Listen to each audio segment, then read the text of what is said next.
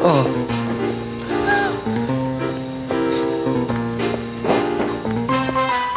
Hi, Tony Bollero's the name, and selling houses is my game.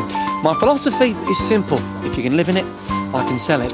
Take this delightful Oxford Street, for example. Houses, mainly post-war, semi-detached, big, spacious and expensive. A bit like my company car. I'm off to do some business at number 26. Why don't you tag along? At first glance, it doesn't look particularly interesting, but take a closer peek and it's got some very natty features. There's the car of Italian design, apparently nicknamed Hannibal, on account it crossed the Alps to win the European Solar Car of the Year award. Smashing. Almost as natty as this little infrared camera here. Bought it off my cousin Steve. Now, let's see what we're looking at. Look at that, superb. Hardly any heat escaping from the roof, windows and doors.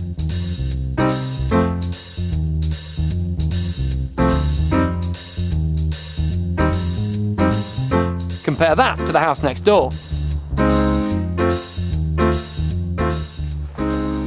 Hello, you must be the estate agent. Come in. Absolutely, hi, lovely. Oh, nice car. Nice to see you. May I? Thanks. Let's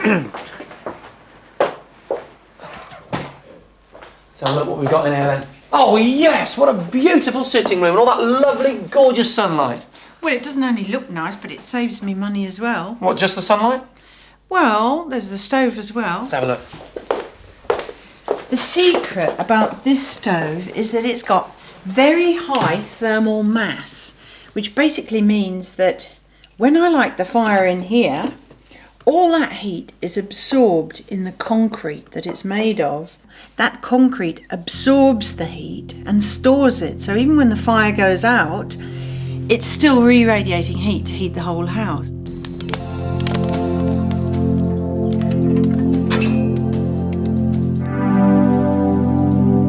This is an infrared picture of the stove soon after it's been lit. It heats up very slowly because of its high thermal mass. It takes about 2 hours to reach its highest temperature. Because the concrete bricks store heat very efficiently, the stove is still radiating heat a couple of hours after the fire has gone out. This beautiful little skirt number above the fireplace. Well, this fire not only heats this room, but it heats the rest of the house as well.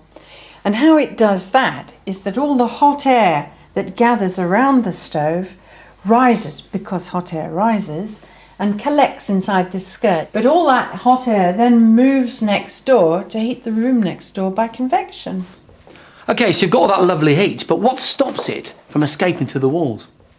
Well, you're right. The walls and the floors and the ceilings are all made of concrete in this house, so that acts a bit like the thermal mass in the stove.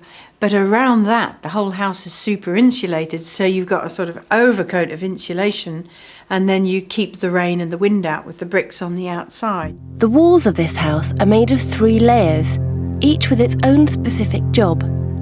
The thick inside wall is made of very dense concrete, which stores heat and re-radiates it in a similar way to the stove. Behind the concrete layer, there is a cavity filled with fibre, which helps to insulate the inner wall by trapping air. And on the outside, there are normal bricks, which help to keep the heat in. The roof is also well insulated.